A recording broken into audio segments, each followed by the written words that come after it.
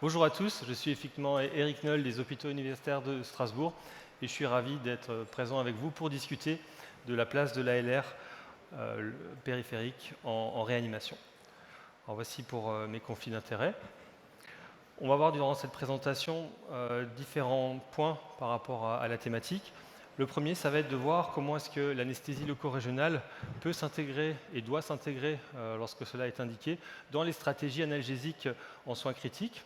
On verra deux exemples d'anesthésie loco-régionale qui me semblent adaptés à un certain nombre de situations en réanimation aux soins intensifs. Un exemple de bloc de paroi, qui est le bloc du serratus antérieur, et un exemple de bloc tronculaire de membre. Il n'y a rien de révolutionnaire, mais voilà, c'est le bloc fémoral qui, dans certaines situations, est quand même particulièrement adapté à l'activité de soins critiques. Puis on terminera en voyant ensemble un certain nombre de points, un certain nombre de bonnes raisons qu'on met souvent en avant pour ne pas faire d'ALR périphérique dans un service de réanimation, pour essayer de les aborder point par point. Alors, la douleur en soins critiques, c'est effectivement une thématique importante. On est dans une situation où nos patients, lorsqu'ils sont en service de soins critiques, ont de multiples sources d'activation de les voies de la nociception, que ce soit lié aux pathogènes initiaux qui ont motivé leur admission dans notre service, que ce soit lié à l'invasivité des soins qui vont activer en parallèle les nocicepteurs et potentialiser la perception douloureuse liée aux pathogènes initiaux. On aura une modulation, un renforcement de la conduction et de l'activation de les voies de nociception par des facteurs neuropsychologiques, et notamment l'isolement sensoriel, les troubles de l'humeur qui sont fréquemment associés à nos patients en service de soins critiques. Et pour couronner tout ça, l'environnement pharmacologique présent en réanimation, et notamment l'administration fréquente et prolongée massive de morphinique, peut induire, là aussi, une uprégulation de l'activation des voies de la nociception. Dans ce cadre complexe, se surajoutent les difficultés d'évaluation fiable et fine du ressenti douloureux de nos patients pour des raisons d'altération du niveau de vigilance, de difficultés de communication chez certains patients. On a également un cadre complexe pour le recours thérapeutique antalgique, puisque nos patients ont fréquemment des dysfonctions d'organes, des processus pathogènes en cours qui complexifient les recours thérapeutiques et des altérations des profils pharmacocinétiques, pharmacodynamiques qui rend le maniement des antalgiques systémiques particulièrement complexe. Et au final, on arrive assez fréquemment dans une sorte de voie finale commune sur le plan pharmacologique. On va administrer de manière assez précoce, de manière assez prolongée, des opioïdes du fait de la complexité, de la difficulté de la gestion antalgique de nos patients de soins critiques. Et si la morphine et ses dérivés sont des médicaments efficaces pour diminuer l'activation des voies de la nociception, en tout cas leur intégration centrale, pour autant, leur utilisation est de manière dose-dépendante associée à des effets adverses, que ce soit en administration aiguë et en administration chronique. On sait aussi que, depuis fort longtemps, que si on s'efforce de mettre en place des stratégies analgésiques en soins critiques qui permettent de faire de l'épargne morphinique, on va pouvoir améliorer la morbidité et même la mortalité de nos patients. Ici, je vous présente une étude assez ancienne, une étude canadienne, où les auteurs ont fait une étude avant-après en optimisant, à partir d'un moment donné, les protocoles d'administration des antalgiques en faisant la part belle à l'évaluation, au palier 1, à l'analgésie multimodale, dans le but de faire de l'épargne morphinique. Et ils ont retrouvé un effet favorable sur le critère de jugement qui était la mortalité à 30 jours, en faveur, bien entendu, du groupe avec épargne morphinique. Et si on veut faire de l'épargne morphinique de manière spectaculaire, quoi de mieux que l'anesthésie loco-régionale pour un certain nombre de nos patients qui ont comme éléments pathogènes initiaux des traumatismes ou des altérations tissulaires liées à des processus chirurgicaux qui sont particulièrement adaptés à l'utilisation de certaines techniques d'anesthésie loco-régionale. Alors on a vu de manière extrêmement intéressante, extrêmement complète précédemment la place de l'anesthésie péridurale pour un certain nombre d'interventions. Et c'est vrai que nombre de patients de réanimation qui arrivent chez nous après être passés au bloc opératoire pour une laparotomie, une thoracotomie, ont une anesthésie péridurale qui est spectaculairement efficace pour faire de l'épargne morphinique, pour diminuer la transmission de la nociception à partir de l'attrition tissulaire induite par le geste chirurgical et dont l'effet en termes de prévention, de diminution de la consommation d'opioïdes et même de recours à des événements morbides, voire même en diminution de la mortalité, est bien établi sur de nombreuses méta-analyses. Mais on sait aussi, comme ça a été dit précédemment, que ce n'est pas une technique magique.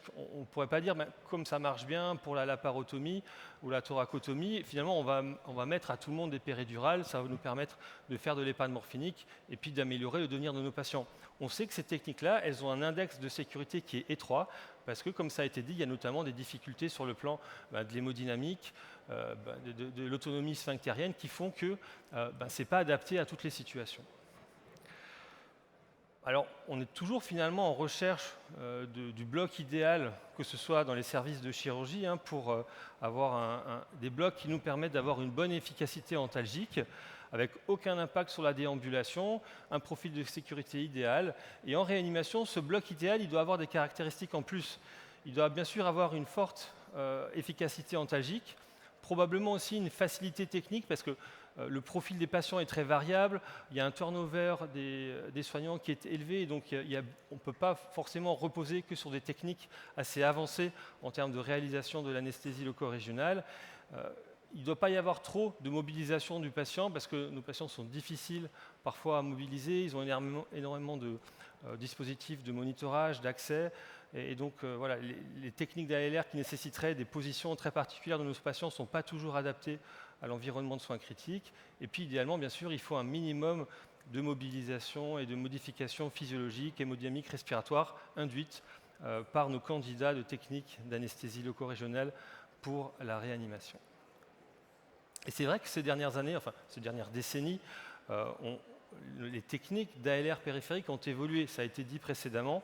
On a fortement progressé sur la façon dont on peut identifier nos cibles en quittant l'ère des repérages anatomiques de neurostimulation pour l'ère de l'échographie qui nous permet d'accéder à des blocs de plus en plus fins, de plus en plus distaux.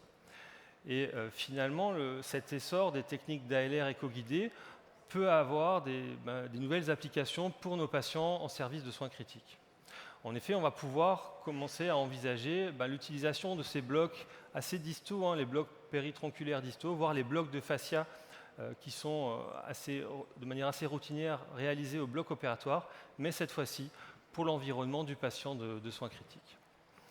L'exemple que je vous avais promis d'aborder lors de la présentation du plan, c'est celui du bloc serratus antérieur, que je trouve intéressant pour la thématique des fractures de côte, par exemple, où on a quand même régulièrement dans notre service des patients, soit en réanimation ou aux soins intensifs, qui, dans le cadre de polytraumatisme, ont des fractures de côte.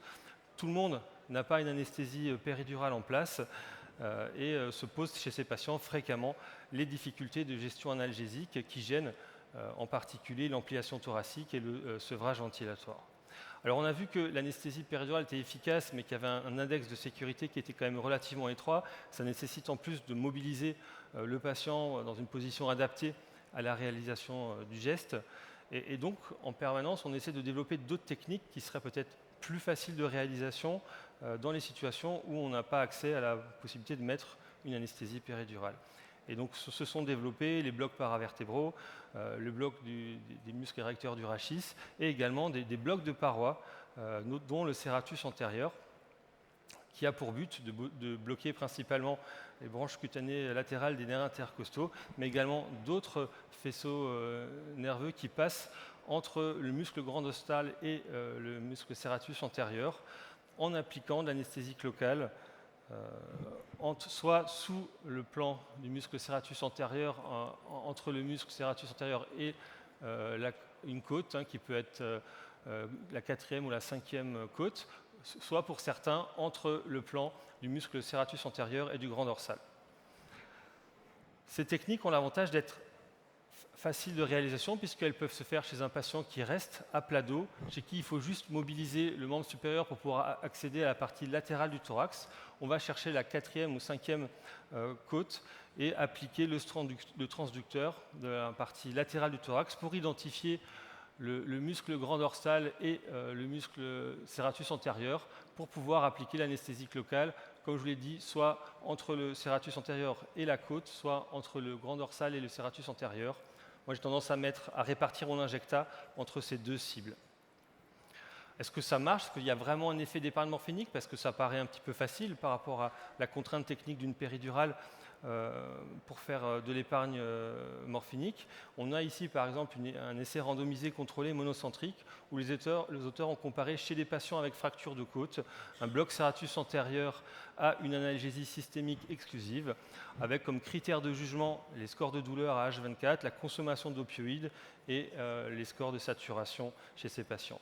Il y avait un avantage à tous les niveaux en faveur du groupe bloc serratus antérieur. Donc, cette technique d'anesthésie loco-régionale de paroi, relativement périphérique, relativement facile de réalisation, sans mobiliser le patient, semble avoir un effet intéressant pour faire de l'épargne morphinique chez les patients avec fracture de côte. Si on regarde les recommandations qui sont disponibles sur le sujet, alors celle de l'ASFAR remonte à 2015 et bien sûr mettait en avant le rôle de l'anesthésie loco-régionale dans ces situations de patients avec des fractures de côte et notamment la possibilité d'utiliser des techniques alternatives à l'anesthésie péridurale chez certains patients. Alors à l'époque, le bloc du serratus antérieur n'était pas vraiment très largement diffusé, c'est le bloc paravertébral qui est mis en avant, mais voilà, le concept est là, c'est-à-dire qu'on peut faire dans certaines situations, autre chose qu'une anesthésie péridurale pour les patients qui ont des douleurs intenses après des fractures de côte. Et on pourrait faire le même type de diapositive sur la partie abdominale où les blocs de paroi tels que les tab blocs ont des effets intéressants pour couvrir notamment la zone incisionnelle de ce type de chirurgie au prix d'une facilité de réalisation chez un patient couché sur le dos beaucoup plus simple qu'une anesthésie péridurale. Alors ça ne veut pas dire que ça va supplanter l'anesthésie péridurale, mais ça va probablement permettre d'élargir la proportion de nos patients qui ont une ALR en service de soins critiques. Est-ce que j'ai un petit peu le sentiment qu'en termes d'utilisation de l'anesthésie péridurale, on a atteint un plafond d'utilisation et qu'on va peut-être, avec ce genre de technique, pouvoir proposer de la ALR à encore plus de patients qui n'auraient pas forcément, pour une raison de difficulté technique ou de contre-indication, de mobilisation, pu accéder à une technique d'ALR. On va parler très rapidement du bloc fémoral parce que je n'ai pas la prétention de vous apprendre quelque chose sur le bloc fémoral, mais simplement c'est un exemple, à mon sens, assez cardinal d'ALR tronculaire de membre qui est facile de réalisation, qu'on peut faire pour beaucoup de patients en réanimation qui souffriraient de traumatisme de la cuisse, du genou, d'arthrite infectieuse du genou, toutes ces problématiques en indication d'admission qui font qu'on a une activation intense des voies de la nociception. Vous avez vu lors d'un topo précédent la complexité et l'exhaustivité de l'innervation de la capsule articulaire de genou. Quand il y a une infection, un traumatisme, une attrition chirurgicale dans cette zone-là, ça représente une activation intense des voies de la nociception. Et on a des blocs tout simples qu'on peut faire sans mobiliser le patient qui nous permettent de couvrir une bonne partie de l'activation des voies de la nociception sans mobiliser le patient en faisant des ponctions en injection unique, éco-guidées, qui nous permettent de couvrir une bonne partie de la zone douloureuse. Alors, quelques petits trucs et astuces pour ce vieux bloc qui est bien maîtrisé, mais pour ceux qui ne le font pas forcément tous les jours en service de réanimation. Avec l'échographe, on a la chance de pouvoir bien affiner les choses et ce qu'il faut essayer de faire, plutôt que de vouloir faire le beau signe du donut, on va entourer le nerf fémoral comme on le faisait un peu à l'émergence des techniques éco-guidées. Ce qui est, à mon sens, plus important actuellement, c'est de faire une injection sous-paraneurale en vérifiant que l'anesthésique locale va bien renforcer le contraste autour du nerf, qu'on est bien à proximité du nerf sans être intraneural. Et c'est là où on aura vraiment les blocs les plus prédictibles qui vont être efficaces sans chercher à se repositionner aux 4 cadrans autour du nerf, où là on va perdre probablement en sécurité d'utilisation. Attention chez les patients âgés obèses qui ont une laxité des tissus mous, ou parfois le pli de flexion qu'on constate au niveau des tissus mous ne correspond pas forcément au creux inguinal anatomique. Il faut savoir parfois remonter un petit peu sa barrette pour vraiment être dans la zone d'intérêt. Il faut que je passe vite parce que je suis très en retard. On va finir avec un medley des bonnes raisons de ne pas faire d'anesthésie loco-régionale en soins critiques. Alors, le patient présente une altération de la vigilance. On ne fait pas de bloc. En fait, c'est totalement discutable parce qu'on peut faire de l'ALR chez un patient qui n'est pas totalement présent, qui n'est pas totalement coopératif, si on estime qu'il y a un réel bénéfice à lui faire une technique d'ALR, notamment du fait que on ait bien rationalisé l'indication, qu'on utilise des techniques de repérage éco-guidé, ce n'est pas des choses qui sont exclues quand on regarde les recommandations sur la pratique de l'ALR éco-guidée. Le patient est sceptique, donc je ne vais pas lui faire d'anesthésie loco-régionale périphérique. Là aussi, ce n'est pas vraiment une contre-indication, juste le fait qu'il y a un processus infection en cours. Bien sûr, on ne va pas ponctionner au travers d'un abcès pour faire un bloc fémoral, hein, ça c'est clair, mais juste le fait qu'il y ait une arthrite au niveau du genou ne contre-indique pas la réalisation d'un bloc fémoral si la ponction se fait en zone saine, bien entendu. C'est bien sûr un peu différent pour l'anesthésie loco-régionale périmédulaire, où là le sepsis va être une contre-indication. Le patient est thrombopénique, le patient est sous héparine, chose qui peut nous arriver quand même régulièrement pour le patient de soins critiques. Alors, le taux de plaquettes, bien sûr, ça va dépendre de la technique qu'on veut faire et du chiffre, et on peut tolérer certains degrés de thrombopénie, mais attention, au-delà du chiffre, comme bien sûr, comme c'est le cas en obstétrique, on va regarder les cinétiques, hein, et tout dépend, quand on a un chiffre, de quand date le dosage, et puis quel était le dosage précédent pour avoir une idée un petit peu de la cinétique globale. Pour les antithrombotiques que le patient peut être amené à recevoir dans nos services de réanimation, là aussi, on a des ABAC. Je vous ai remontré ici un tableau de l'admirable ouvrage du MAPAR qui synthétise tout ça. Et finalement, on va le pondérer par rapport à la profondeur du bloc et notre capacité à éventuellement comprimer ou repérer des structures vasculaires à proximité. Donc on peut discuter, c'est le rapport bénéfice-risque dans ces situations-là, bien entendu, qui va l'emporter. Alors, une autre raison potentielle de ne pas faire d'ALR, mon patient a plein de problèmes et je ne veux pas lui rajouter une toxicité des anesthésiques locaux. C'est vrai qu'il y a des doses toxiques à ne pas dépasser, hein, en milligrammes kilo en fonction des molécules choisies, et que nos patients de réanimation, probablement, il faut baisser encore beaucoup plus ces seuils maximaux pour tout plein de raisons pharmacocinétiques et pharmacodynamiques. Mais finalement, cet argument-là, il est aussi valable pour les antalgiques systémiques qui posent les mêmes problèmes d'utilisation. Et donc, l'ALR reste envisageable, bien sûr, en réduisant les doses plus encore que chez le sujet sain, en faisant des injections prudentes, sécurisées, en aspirant avant, pour vérifier qu'on n'a pas de reflux de sang avant d'injecter, et de faire des doses totales encore plus basses que ce qu'on aurait fait chez un individu ASA 1, et bien sûr en utilisant des techniques éco-guidées. J'avais prévu de faire une diapo sur le risque de syndrome d'éloge, mais là aussi, on va pouvoir passer vite parce que ça a été brillamment abordé précédemment. Le syndrome d'éloge est un syndrome, c'est une association de symptômes. Le fait qu'il y ait un bloc sensitif n'empêche pas de faire le diagnostic. Et si le chirurgien est très anxieux par rapport au syndrome d'éloge, ce qui est, à mon sens, particulièrement important, c'est peut-être d'orienter le patient vers un service justement de soins critiques, une USC, pour qu'on puisse de manière itérative, monitorer l'apparition de ce syndrome d'éloge, mais le fait de ne pas faire de bloc et de l'inonder de morphine et qu'il soit comateux dans sa chambre gênerait aussi de toute façon ce diagnostic. Je n'ai pas d'échographe d'ALR. Alors, les échographes de réanimation sont des bien meilleurs imageurs que les échographes de bloc. Les échographes de bloc, ils ont surtout comme caractéristique d'être peu encombrants, mobiles. Ils ont quelques modes un peu sophistiqués qui permettent, dans certaines situations, d'avoir des images intéressantes. Mais globalement, retenez qu'en termes d'imageurs, les échographes de réa sont bien mieux. Et si vous avez une sonde linéaire 4-12 MHz, vous pouvez faire la plupart des blocs qu'on fait au bloc opératoire, et notamment ceux que je vous ai présentés. Donc, c'est vraiment pas une limite. Au contraire, c'est peut-être même une chance en dehors des aspects d'encombrement.